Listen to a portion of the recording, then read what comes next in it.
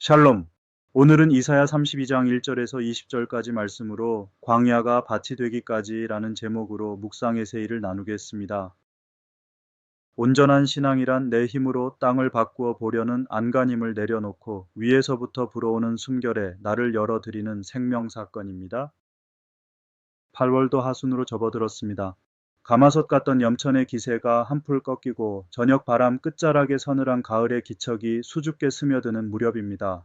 마당가에서 극성스레 울어대던 매미 소리도 제풀에 지쳤고 대지는 그토록 치열했던 여름의 열기를 가만히 내려놓으며 숨을 고르고 있습니다. 그러나 계절이 바뀐다고 삶의 온도까지 함께 내려가지는 않습니다. 여름 내내 마르지 않으려고 안간힘을 쓰다가 정작 자신이 얼마나 말랐는지 모르고 계신 분, 무너지지 않으려고 버티느라 어깨가 굳어버린 분, 남에게 그늘이 되어 주느라 정작 자신은 온몸으로 뙤약볕을 받고 계신 분, 그 모든 분의 심령 위에 주님의 다사로운 평화가 깃들기를 소망합니다. 내몽골의 모래땅에 나무를 심은 한 농부의 이야기를 들은 적이 있습니다. 시집 온 첫날 눈앞에 보이는 것이라고는 모래 언덕뿐이었다는 그 여인은 물동이를 지고 먼지바람 속을 오가며 30년 가까이 나무를 심었다고 합니다. 심은 만큼 죽었고 죽은 자리에 다시 심었습니다. 그렇게 이만 그루에 미루나무가 자라 사막 한복판에 숲이 생기고 그 그늘 아래 옥수수가 자라고 수박 넝쿨이 뻗어갔습니다. 저는 그 이야기를 들으며 생각했습니다. 광야가 밭이 되는 일은 참으로 아름답지만 참으로 더디구나. 그런데 오늘 본문은 그 더딘 일을 단 한 문장으로 말합니다. 마침내 위에서부터 영을 우리에게 부어주시리니 광야가 아름다운 밭이 되며 사 32:15 사람이 30년을 걸어 도달하는 자리를 하나님은 부어주심 하나로 여십니다. 때는 주전 700년 무렵 앞장들과 같은 자리입니다. 아수르의 그림자가 예루살렘 성벽에 들이우던 시절 유다의 왕 히스기야와 그의 자문단은 애굽의 병거를 세어보며 살 길을 찾고 있었습니다. 김필회 교수는 이사야 28장부터 32장까지를 어떻게 해야 유다가 살아남는가라는 한 물음 아래 놓인 말씀들로 읽습니다. 아하스는 아수르를, 히스기야는 애굽을 붙들었으니 의지한 대상만 달랐을 뿐 여호와를 의지하지 않은 점에서는 부자가 다르지 않았다는 것입니다. 그리고 그가 정리한 히스기야에게 정작 필요했던 한 가지가 이것입니다. 하나님의 주권을 인정하며 그분의 말씀에 의존하여 정의와 공의로 다스리는 것. 오늘 본문의 첫 문장이 바로 그 말로 시작합니다. 보라 장차 한 왕이 공의로 통치할 것이요. 사 32일 앞선 4장이 모두 화 있을진저 라는 탄식으로 시작했다면 32장은 보라로 시작합니다. 김근주 교수는 이 한 글자의 차이에 주목합니다. 28장부터 31장까지가 심판을 말했다면 32장은 그 심판을 지나온 뒤에 맞이할 회복을 말한다는 것입니다. 그리고 그 회복의 첫 얼굴은 놀랍게도 한 사람입니다. 또 그 사람은 광풍을 피하는 곳, 폭우를 가리는 곳 같을 것이며 마른 땅의 냇물 같을 것이며 곤비한 땅의 큰 바위 그늘 같으리니 4, 32, 2 앞에 둘은 밖에서 몰아치는 것을 막아주는 벽이고 뒤에 둘은 안에서 말라가는 것을 적셔주는 물입니다. 사람에게는 이 둘이 다 필요합니다. 막아주기만 해서도 적셔주기만 해서도 사라지지 않습니다. 저는 이 구절에서 그늘이라는 말 앞에 오래 머물렀습니다. 이 왕은 그늘을 만들어주는 분이 아니라 그늘 같은 분입니다. 그늘이 된다는 것은 내가 그 햇볕을 대신 맞는다는 뜻입니다. 길가에 서서 온몸으로 뙤약볕을 견딘 뒤 지친 길손에게 제 한편을 서늘하게 내어주는 늙은 느티나무처럼 그늘은 언제나 누군가의 견딤 위에 생깁니다. 훗날 이 그늘은 한 사람의 몸이 되어 언덕 위에 세워졌습니다. 수고하고 무거운 짐진 자들아 다 내게로 오라는 초청은 그러니까 나무 그늘의 목소리였습니다. 그리고 그 왕의 통치 아래서 감겼던 눈이 열리고 말을 더듬던 혀가 분명해지고 어리석은 자를 존귀하다 부르던 뒤집힌 저울이 바로잡힙니다. 존귀함은 신분이 아니라 계획으로 판명됩니다. 존귀한 자는 존귀한 일을 계획하나니 432:8 무엇을 마음에 품고 사는가 그것이 한 사람의 격입니다. 그런데 이 찬란한 미래를 그려놓고 예언자는 갑자기 목소리를 바꿉니다.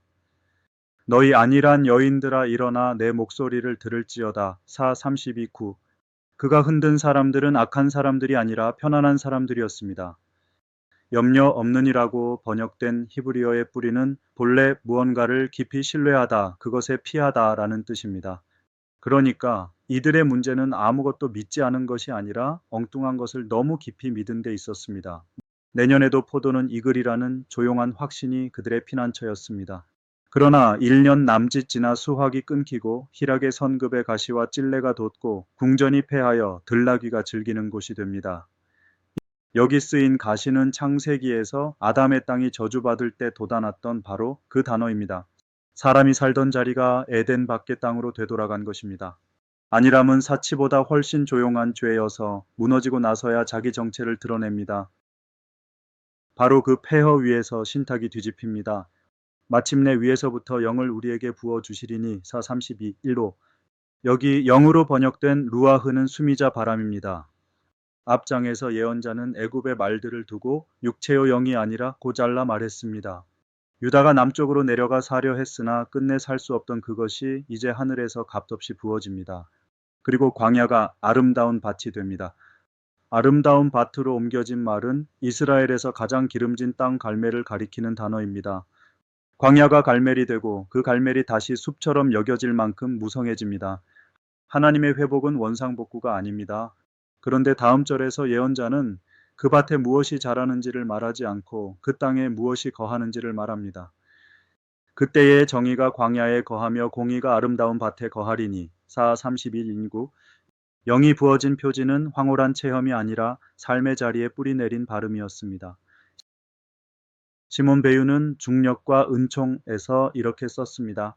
영혼의 모든 자연스러운 움직임은 물질의 중력과 같은 법칙의 지배를 받는다. 오직 은총만이 예외다. 우리 마음은 가만두면 언제나 아래로 흐릅니다. 안일한 쪽으로, 편한 쪽으로, 계산이 맞는 쪽으로 흘러내립니다. 그것이 영혼의 중력입니다. 그리고 배유는 은총이 채우러 오지만 빈자리가 있는 곳에만 들어갈 수 있다고 덧붙였습니다. 유다의 궁전이 패하고 성급이 적막해진 그 자리가 실은 은총이 들어갈 빈자리였던 것입니다.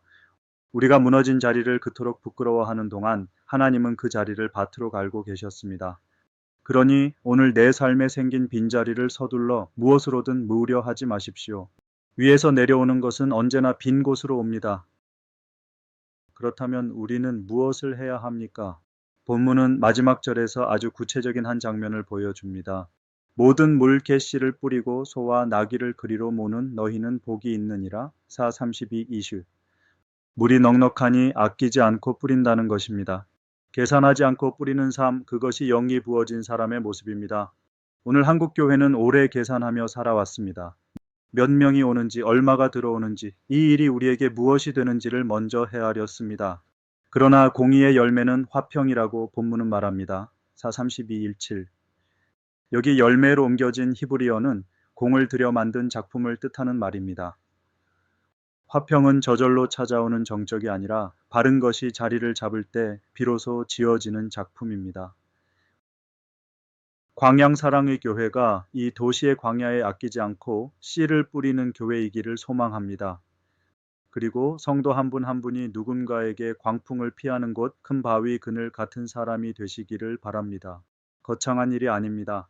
약한 이의 말을 끝까지 듣는 일, 내 이익이 걸린 자리에서 방어름 물러서는 일, 계약서를 정직하게 쓰는 일, 그것이 광야에 거하는 정의이고 밭에 거하는 공의입니다.